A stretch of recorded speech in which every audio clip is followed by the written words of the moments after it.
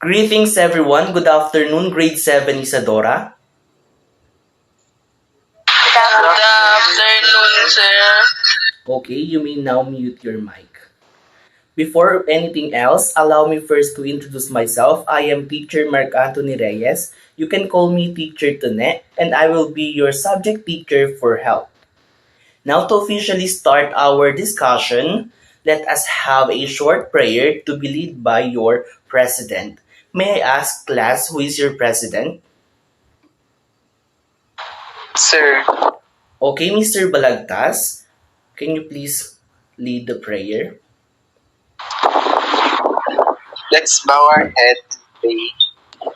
Our Father who art in heaven, hallowed be thy name. Thy kingdom come, thy will be done on earth as it is in heaven. Give us this day our daily bread and forgive us our trespasses, as we forgive those who trespass against us. And lead us not into temptation, but deliver us from evil. Amen. Amen. Okay, class, grade 7 Isadora, may I ask you all to turn on your camera so that we could take a screenshot to serve as your attendance for this meeting. One, two, three. Another one. One, two, three. Okay, thank you, grade 7 Isadora. Now, just like the other meeting, we have rules to follow. Make sure that you are in your comfortable place wherein you can learn and feel at ease. So these are the classroom rules. Make sure to turn on your camera so that I could monitor you while I am discussing and see if you are really listening. Make sure your mic is off so that we could avoid some distractions from environment or your surroundings. You can only turn on your mic if you have questions, clarifications, or concern. And of course, if you want to answer some random question, you can state permission to speak mom, permission to speak sirs to show respect for your teacher.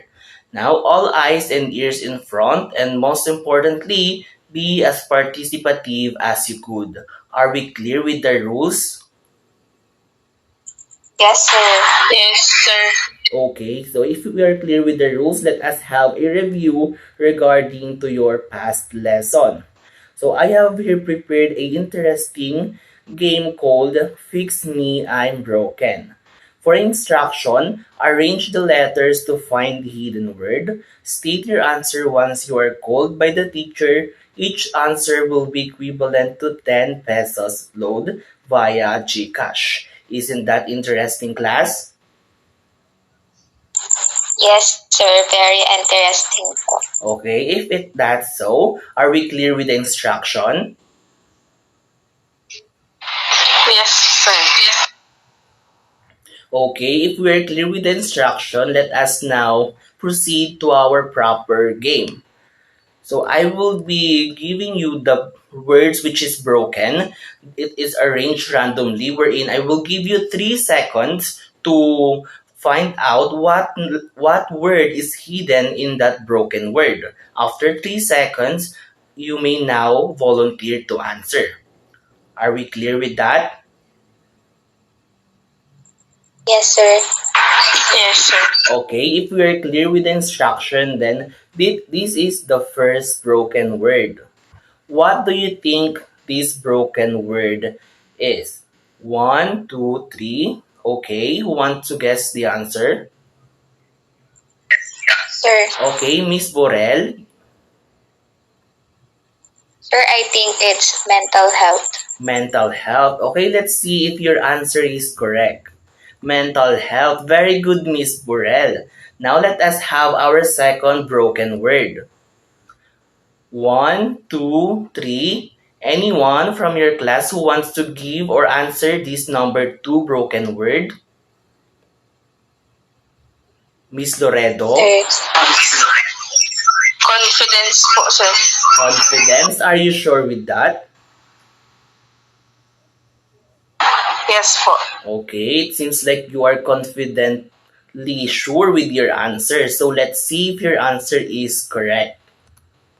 Congratulations, Miss Loredo. Your answer is correct. Very good. Now let us see the third word. Okay, Mr. Balagtas, do you have any guess what this broken word is? I think it's self-esteem, sir. Self-esteem. Okay, let's see if your answer is correct. Self-esteem. Very good, Mr. Balagtas. Your answer is correct. Now let us down to our fourth broken word. Okay, for this broken word, who can give or guess the answer? Miss Borel. Sir, for me, it's abuse po. Abuse. Okay. Let's see if your answer is correct. Abuse. Very good, Miss Burrell. It's your twice in a row correct answer. Now let us jump into our last broken word. Okay, for this last broken word, who wants to give an answer? Miss Loredo?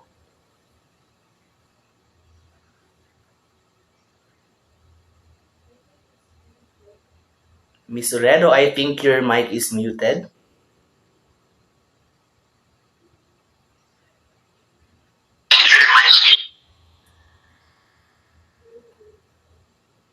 Sir, I think it's behavior. Okay, let's see if your answer is correct. Behavior. Okay, your answer is correct. Very good, Miss Loredo. Now, I'm glad that every one of you really listened in our previous discussion, which is about mental health. Now, let us have another activity about our topic for today, which is entitled Stress Whisper. For instruction, there will be 3 rounds in this game. Each round, there is one whisperer, and the rest in the class will be the guessers. Are we clear with the instruction, class? Yes. Okay, so to play this game, for the procedure, I will be sending you the word through PM or personal or private message so that you are the only one who could see the word, and the rest of the class will find out or will guess what you are saying. Are we clear with the procedure? Yes po. Okay, if we are clear with the procedure, then let us move on to our proper activity. Okay, now let us proceed to our fourth word. Miss Loredo, may I ask you to please proceed to your message so you can see the word that I have sent to you?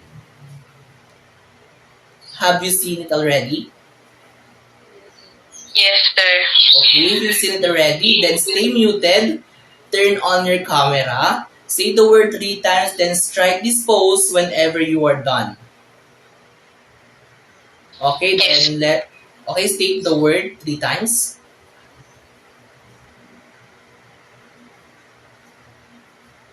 Okay, so who can guess what Mr. Redo is saying? Sir, Okay, Mr. Balagtas. I think it's distress. Distress. Okay, let's see if your answer is correct. Miss Loredo, kindly reveal the answer. Distress. It's correct, sir. Okay, Mr. Balagtas, congratulations. Very good. Your answer is correct. Now let us move on to our last word, which is Mr. Balagtas. Kindly proceed to your message so that you can see the word that I have sent to you.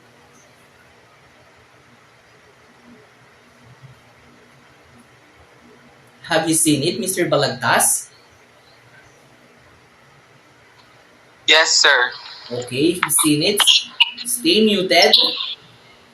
Turn on your camera, say the word 3 times, then strike this pose whenever you're done. Start now.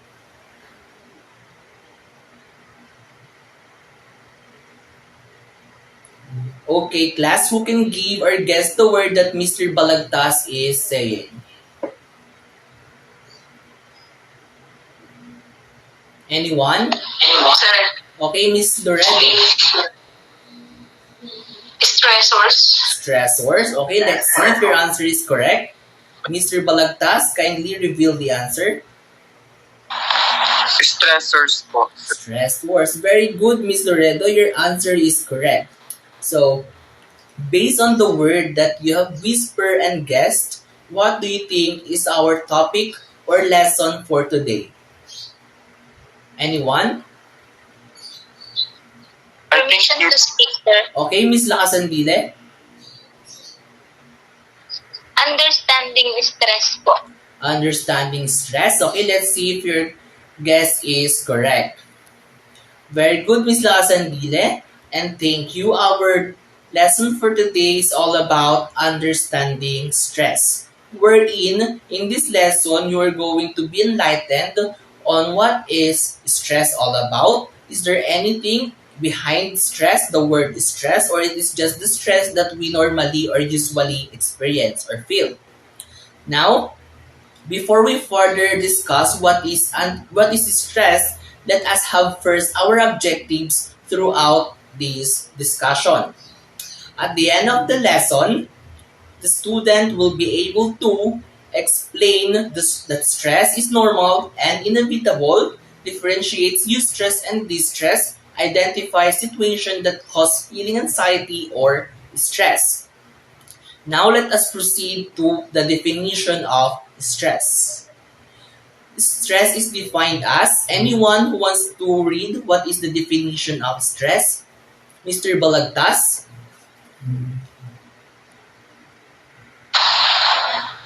Stress. It defines as any type of change that causes physical, emotional, or psychological strain.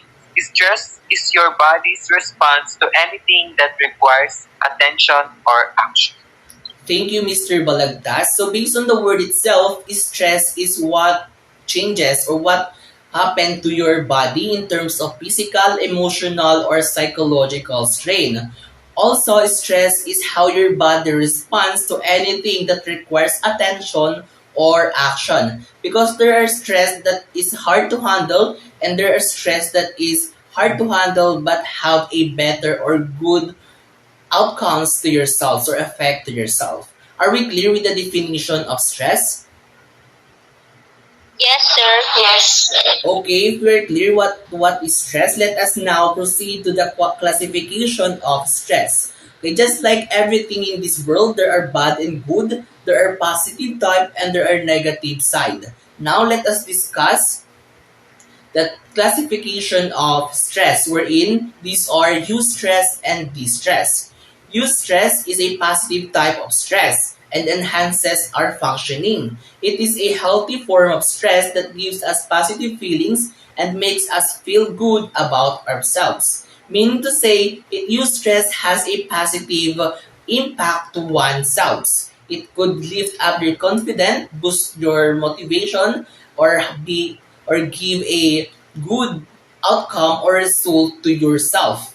While this stress is the opposite of eustress, wherein it is a negative form of stress. It is defined as persistent stress that does not resolve itself despite our best effort. Yan. However effort or how big effort you put in, it will never be enough if what you're facing is a distress. So that is how or what how worse is distress is. Yan. Are we clear with the differentiation or the classification of stress?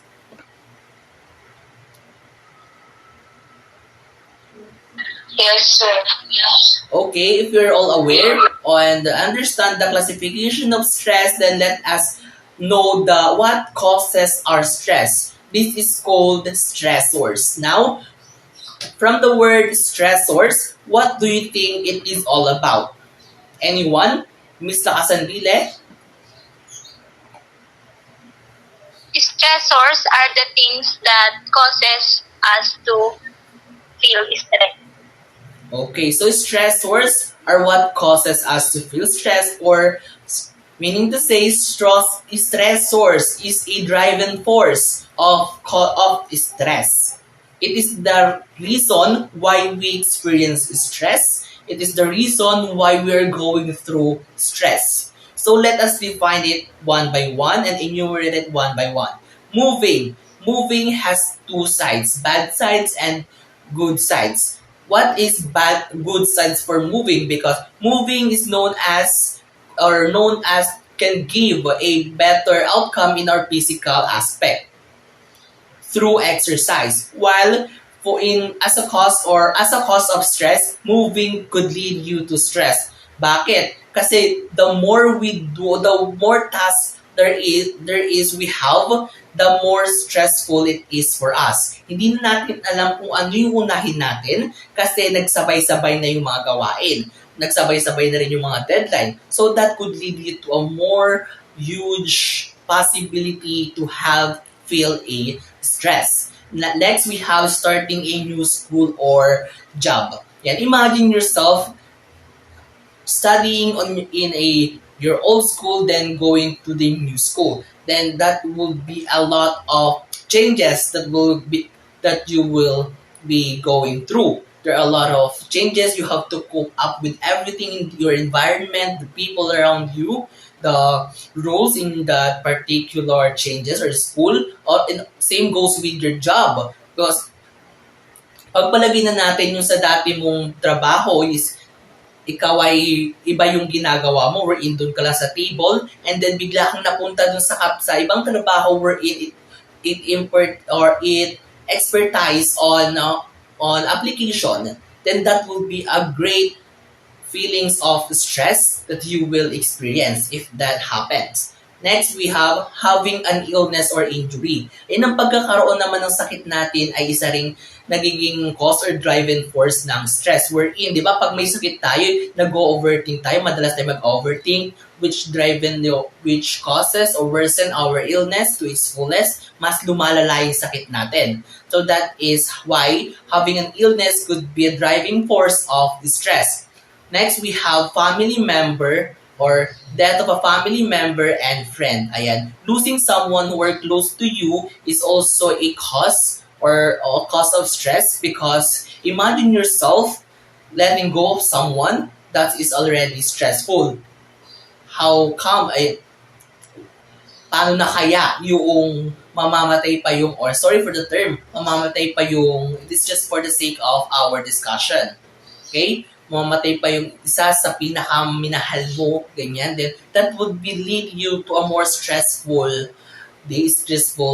experience, stressful feelings. Next, we have getting married. And getting married could be also a stress or driving force of stress because being a person or normal single person, once you're getting married, you will have to take a lot of responsibilities because you will become a husband of a wife, and soon you can be a family. You will have your own family. You can have your daughter or even a son. Then you will have a lot of responsibility to carry on. Then that will be a lot of stress. Next, we have trying new things. And trying new things which is you are not familiar with, then that is a lot of stress because there's a possibility that you might commit mistake, you might not do well in your first try, and that would be a cause of your stress. Now, is there anyone of you who has other stressors in life? What do you think, or for your own self, what do you think, what causes your stress now? Miss Lakasandile, may I ask you for your opinion if you have this stressor that makes you stress or feel stress? A lot of school works po and that. Okay, thank you, Miss Lakasandile. And as a student, as you are, there are a lot of school works wherein it is indeed stressful. Yan, very good, Miss Lakasandile. Now, who else who can give their opinion or their stressor in life? Mr. Balagtas? Sir, when I feel alone or when I'm alone, I feel stress. Oh, very good, Mr. Balagtas. Thank you for your answer. Yan, feeling alone is also kind of driving force of stress because feeling alone could make you feel hopeless. Wherein, isipin mo na walang nagmamahal sa'yo kasi mag-isa ka na lang, walang may pakialam sa'yo kasi mag-isa ka na lang, then that could be a driving force or stimulus of your stress. Okay, let us proceed to our next slide, which is the other stressors. Ayan. These are the stressors that we normally experience in our life. And I know that every one of us already experienced one of these stressors. First, we have being under a lot of pressure. Yan. As a human being, there are a lot of pressure that we have to go through. Especially those, yung mga panganay sa pamilya. Ang napakaraming pressure na nakakibat sa kanila because there are possibility that there are people behind them who are looking forward for them to commit mistake, to judge them, and also there are a lot of thinking mindset of them which they think that after they graduate they must have a good job, they must have a better life for their family, they must have something that can help their family, so that would be a great stimulus of stress. Now let us move on to facing big changes. So based on the definition of stress is all about changes or coping up with changes. Wherein, if the changes is a huge one, then that is a possibility or there will be a certainty na yun ay malaking stimulus that cause stress. Diba? Pag may nangyaring changes sa buhay natin wherein we don't know how to cope up with it, we don't know how to take responsible with it, we don't know how to solve it, then that would lead you to a stressful experience or feelings. Now let us move on to our worrying about something. And too much worrying about something could lead also to stress because, as I said earlier, worrying, you have illness. When you worry about it, it will only worsen your illness. Same goes with your feelings. If you shows or worry about that thing, then it will just worsen. Mas lalala pa yun. So, for us to handle the stress or to handle the stress or to avoid it to become a stress, then let us handle it properly. Let us solve it as soon as possible. Now next we have we don't know or no control over the outcome. Ayan.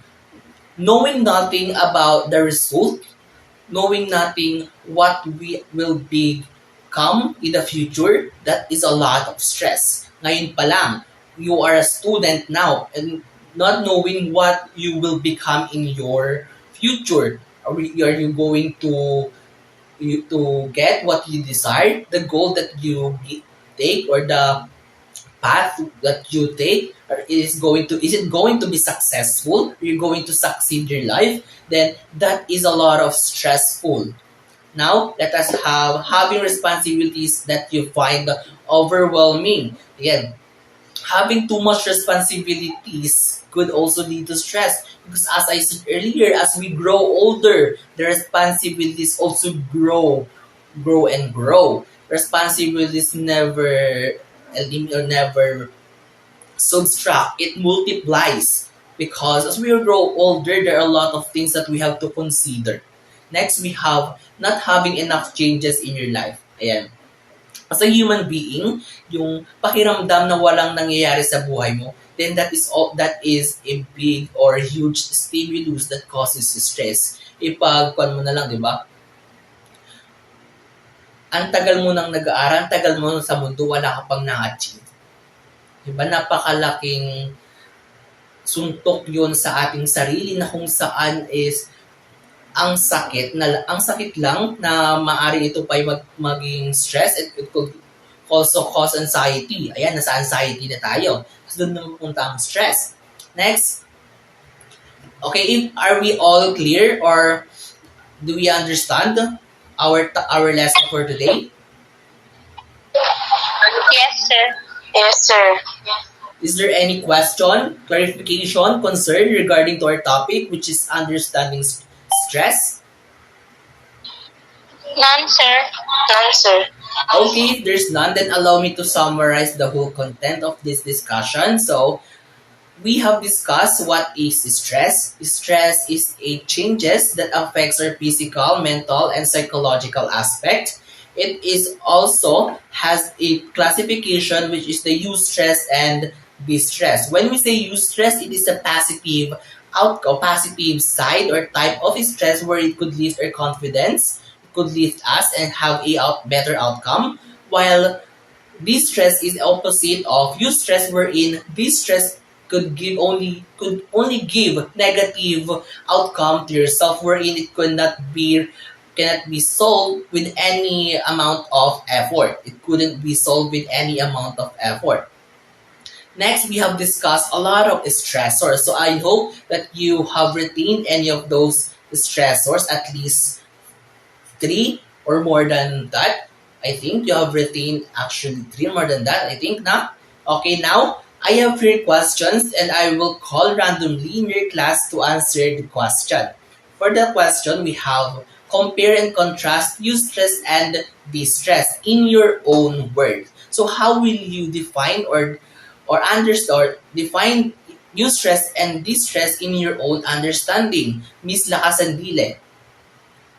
When we say eustress, it is a form or type of stress that has positive impact on ourselves, while distress is the opposite. It is a negative form of stress. Very good, Miss Lacasandile. It seems like you are really listening to our discussion. Now, for another question, may I ask Miss Loredo to please unmute your mic to answer this question. What is the significance of knowing the different stressors of stress? It is important to know the different types of stressors of stress because it would lead us or help us to think the right way or appropriate way to overcome that stress you have. Very good, Miss Loredo. So, knowing the different stressors of stress is important because through this you can have the potential to cope up with that stressors to avoid it from becoming a stress. Okay, now let us have an activity called See to It. For the direction in this activity, you are tasked to guess what stressor is being said or asked on the given pictures. So I will be flashing a set of pictures and then your task is to guess what stressors is being pictured in that particular picture. Are we clear with the instruction?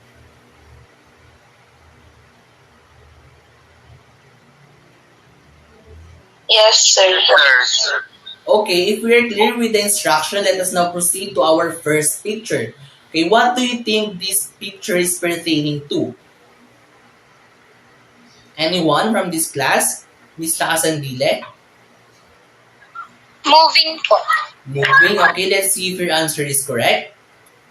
Moving. Very good, Miss Sandile. Your answer is correct. Let us move on to the second picture. So there you have it. Who can give the answer for the second picture?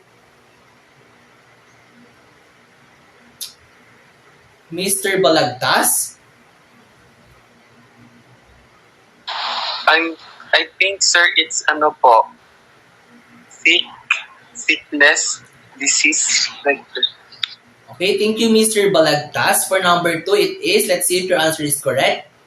Very good, Mr. Balagtas. Sickness or having illness or injured is correct. Now, let us move on to our third picture.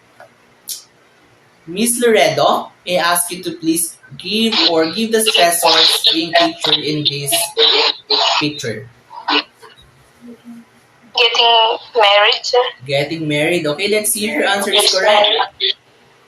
Very good, Miss Loredo. Your answer is correct. For the number 3, it is about getting married, which is also an example of a stressors of stress.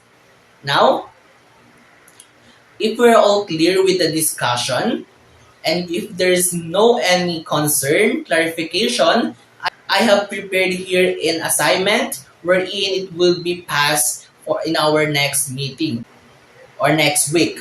For your assignment, for instruction, in this activity using Venn diagram, differentiate eustress and distress in your own word. Below the Venn diagram, write at least 2 sentences stating experiences of your own stress. This assignment will be labeled as Sort Me Out, and you are tasked to post your assignment in your template in your Facebook page. Are we clear with that? Yes, sir. Okay, and of course, for the rubrics, I will be sending it to you later on in your group chat to serve as your reference on how will you do your activity or your assignment. Okay, next, I have here an example of Venn diagram. You can take a screenshot or a picture of this Venn diagram so that you could have a reference for your assignment on how will you do it. Okay, take screenshot for 5, 4, 3, 2, 1. Are you all done, class? Yes, sir. Okay, if you're all done, then I have prepared a quiz in Google form. I will be sending it to your group chat and you can only answer it before our meeting ends or before our time scheduled in your subject ends. So it can be only before or on 5 p.m. this afternoon. Are we clear with that? Yes, sir. Okay, so I hope everyone could comply with your quiz. And if there's no any question, concern, and clarification, is there none? Yes, sir. None, sir. Okay, if there's none, then this will be the end of our meeting. I hope you've learned anything from this discussion and you can use it for your own experience in life. That's all. Thank you, grade 7 Isadora. That's all for our meeting. Goodbye, class, and keep safe. Bye, sir. Bye. sir. Bye, God bless sir. everyone. Stay safe. Bye. Bye. Bye, sir. Okay, you may now leave this group meeting.